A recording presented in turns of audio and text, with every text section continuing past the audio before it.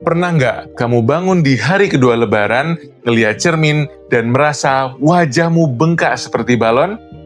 Atau tiba-tiba perut kanan atas melilit hebat dan mual parah setelah menghabiskan sepiring lontong opor? Sobat sehat, hidangan Lebaran nggak cuma menguji gula darah kita, tapi memicu serangkaian reaksi kimia yang memanipulasi ginjal, menyiksa kantung empedu, dan merusak jam biologis organ dalam kita. Di video ini, kita akan bedah tuntas metabolic crash khas Lebaran. Mulai dari rahasia memeras spons otot sebelum makan besar, hingga kenapa makan nastar jam 10 malam itu 2 kali lipat lebih beresiko dibanding jam 10 pagi. Halo Sobat Sehat, selamat merayakan Idul Fitri bagi yang merayakan. Mohon maaf lahir dan batin. Saya Dr. Indra Gunawan.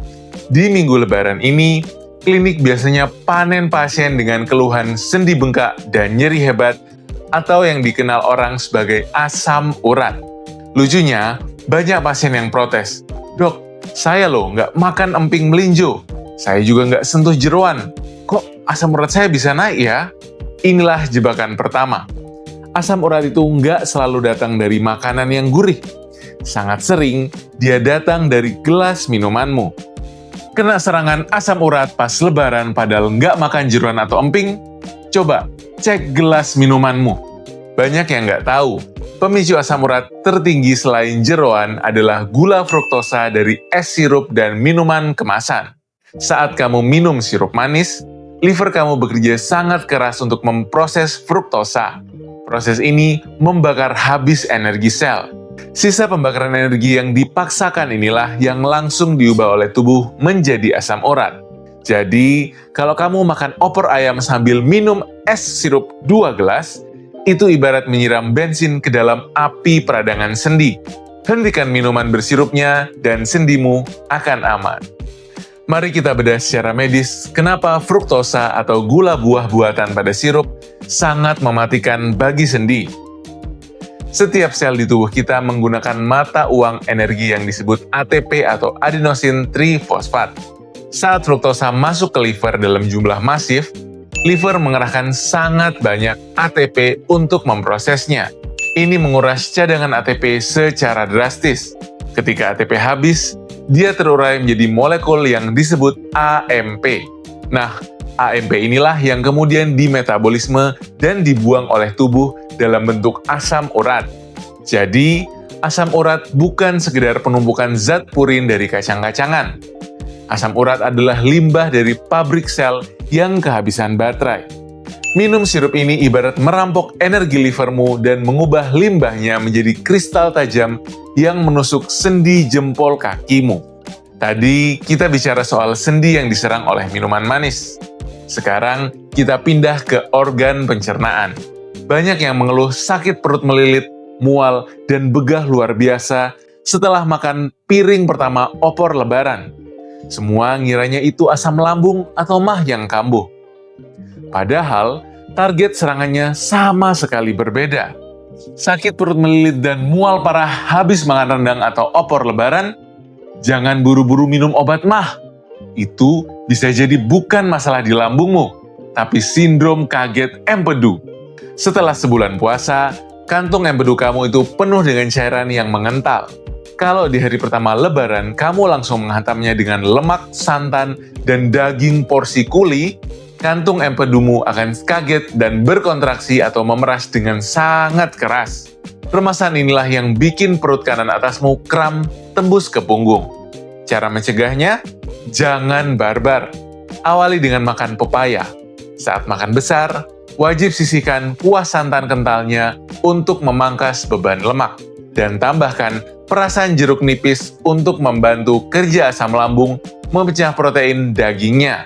Jadi, empedumu nggak perlu kerja sendirian. Fenomena ini dalam dunia medis disebut kolik biliar. Dan ini murni adalah hukum fisika dan biokimia cairan di tubuh kita. Cairan empedu diproduksi oleh liver dan disimpan di kantung empedu. Fungsi cairan ini sama persis seperti sabun cuci piring di dapurmu. Tugasnya menghancurkan minyak dan lemak membandel agar bisa dibilas. Selama 30 hari puasa Ramadan, asupan lemak siang hari kita 0. Karena sabun ini nggak dipakai, cairan empedu mengendap, menjadi pekat, kental, dan kadang membentuk lumpur atau bile sludge. Lalu tiba-tiba datanglah Hari Raya Idul Fitri. Kamu memasukkan begitu banyak santan dan minyak goreng ke usus 12 jari. Ususmu panik, lalu melepaskan hormon cholecystokinin atau CCK. Hormon ini memberikan perintah militer ke kantung empedu. Peras semua sabunnya sekarang juga! Kantung empedu yang berisi cairan kental tadi akan meremas dengan sangat keras atau terjadi spasme. Keram otot polos pada kantung empedu inilah yang menciptakan rasa sakit melilit yang luar biasa. Sering disertai dengan mual dan muntah juga. Jadi, ringankan kerja organ empedumu. Jangan meminum kuah santan yang sudah mengendap pekat untuk memangkas porsi lemaknya. Kamu juga bisa nambahin zat asam seperti perasan jeruk nipis ke dagingnya untuk membantu lambung mencerna protein lebih cepat. Tapi ingat, jeruk nipis nggak bisa menggantikan tugas empedu menghancurkan lemak. Nah, dari urusan perut yang kaget oleh lemak santan, keluhan nomor 1 ibu-ibu pasca lebaran selanjutnya adalah, "Dok, kok muka saya bengkak dan timbangan naik 3 kilo cuma dalam 2 hari?" Jangan panik dulu, itu kemungkinan besar bukan lemak. Baru 2 hari lebaran, tapi muka udah kelihatan cabi dan cincin di jari kerasa sesak. Tenang, itu bukan lemak, tapi cuma air. Makanan lebaran seperti opor, rendang, dan sambal goreng itu sangat tinggi garam atau natrium dan MSG. Di saat yang sama, kamu makan banyak karbohidrat dari ketupat. Kombinasi garam tinggi plus hormon insulin yang naik akibat ketupat memberikan perintah darurat ke ginjal. Tahan semua air, jangan dibuang. Akibatnya, tubuhmu menyerap air seperti spons. Cara cepat mengempeskannya, makan makanan tinggi kalium untuk memaksa ginjal membuang garam. Makanlah pisang, alpukat, atau minum air kelapa murni. Besoknya, bengkaknya pasti langsung kempes. Mekanisme retensi air ini terjadi di unit penyaring terkecil di ginjal kita, yaitu nefron. Normalnya, ginjal akan membuang kelebihan garam atau natrium lewat urin. Tapi, saat lebaran, ada 2 faktor yang merusak sistem ini. Pertama, overload natrium dari bumbu masakan. Kedua, dan ini yang jarang orang tahu, insulin yang tinggi dari ketupat dan sirup akan secara aktif mencegah ginjal membuang natrium. Jadi, insulin bertindak seperti satpam yang mengunci pintu keluar ginjal. Analoginya, natrium itu menarik molekul air seperti magnet. Di mana ada natrium, air akan berkumpul di sana. Akibatnya, volume darah meningkat, bikin tensi naik, dan cairan merembes ke jaringan di bawah kulit atau bikin wajah jadi bengkak. Satu-satunya cara membuka pintu ginjal itu adalah memasukkan lawan dari natrium, yaitu kalium. Kalium dari alpukat atau air kelapa akan menghidupkan pompa natrium kalium di sel, menendang garam keluar, dan membuang kelebihan air tersebut melalui kencing atau pipis. Sekarang, mari kita kembali membahas mesin pencernaan kita. Selain empedu, masalah besar lainnya adalah ketika lambung kita tiba-tiba dihujani oleh begitu banyaknya serat alot dari daging sapi, rendang paru, dan babat. Sembelit parah, perut keras dan begah karena kebanyakan makan rendang daging pas lebaran. Ini trik penyelamat lambungmu. Daging sapi dan jeroan itu punya rantai protein yang sangat kuat. Lambung butuh asam yang sangat pekat untuk menghancurkannya. Kalau enzim pencernaanmu lagi lemah setelah sebulan puasa, daging itu bakal tertahan lama di lambung, bikin begah. Ditambah lagi, rendang itu nyaris nol serat atau fiber. Makanya, ususmu mogok kerja dan berujung sembelit parah. Bantuan terbaik dari alam adalah buah nanas atau pepaya. Nanas mengandung enzim bromelain, sedangkan pepaya mengandung papain. Keduanya adalah enzim pemecah daging alami. Makanlah 3-4 potong nanas segar setelah makan rendang. enzim ini akan ikut masuk ke dalam lambung dan membantu mencabik-cabik daging tersebut. Perut langsung enteng. Mari kita lihat keajaiban biokimia dari nanas dan pepaya ini. Daging rendang terbuat dari serat otot yang tebal, diikat oleh kolagen dan elastin.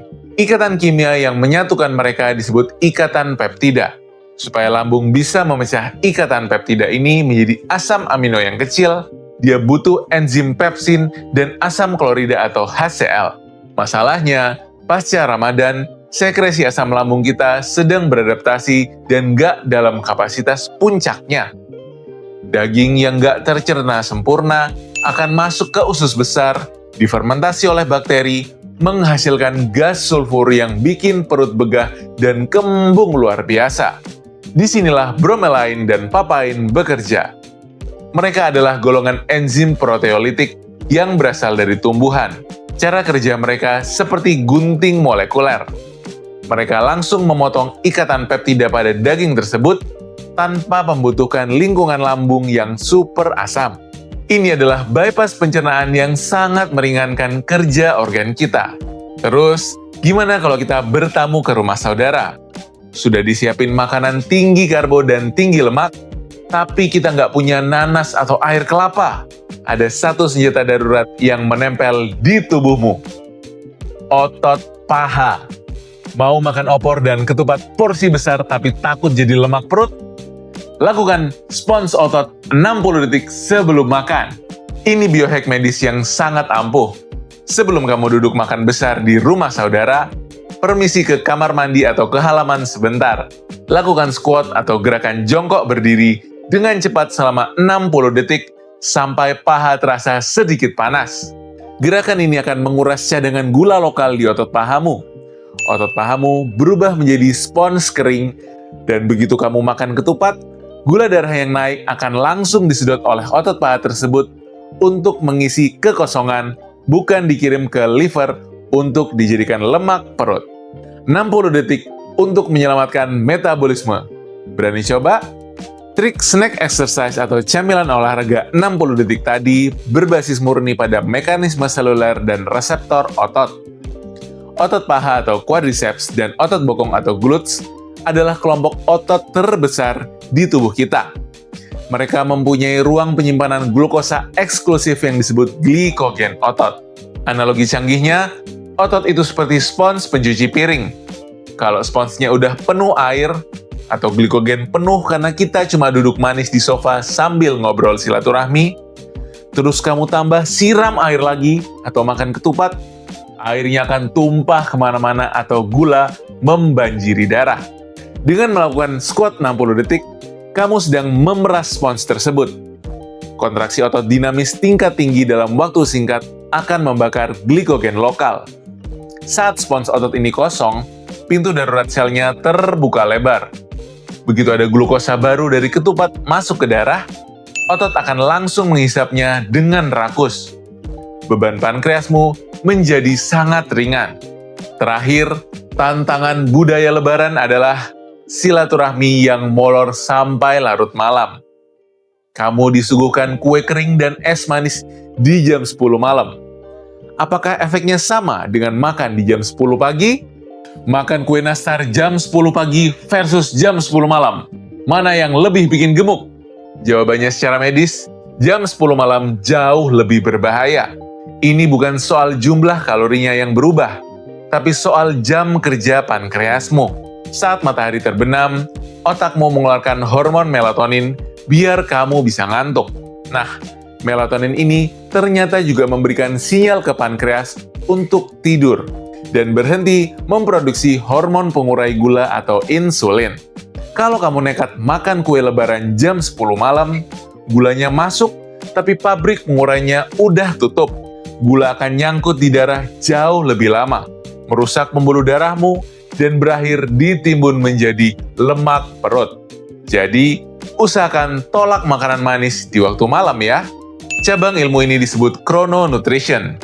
Bagaimana waktu makan mempengaruhi metabolisme.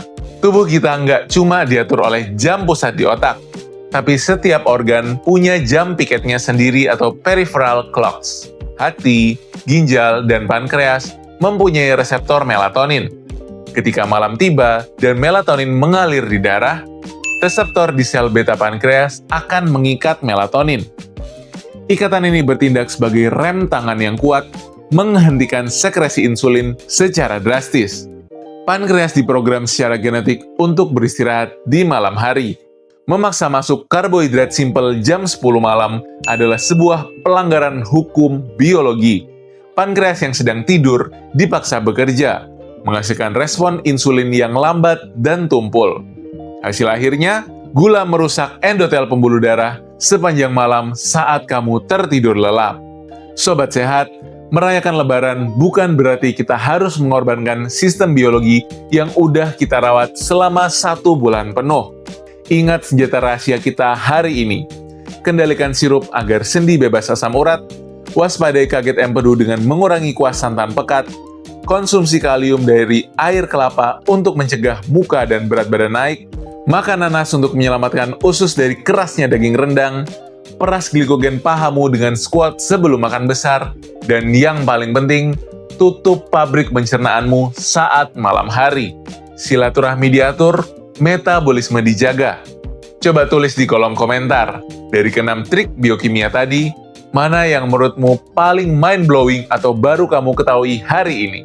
Kalau panduan longevity ini membantu kamu, tolong tekan tombol like, subscribe, dan bagikan video ini biar semakin banyak keluarga yang sehat di hari kemenangan. Selamat Lebaran dan sampai jumpa.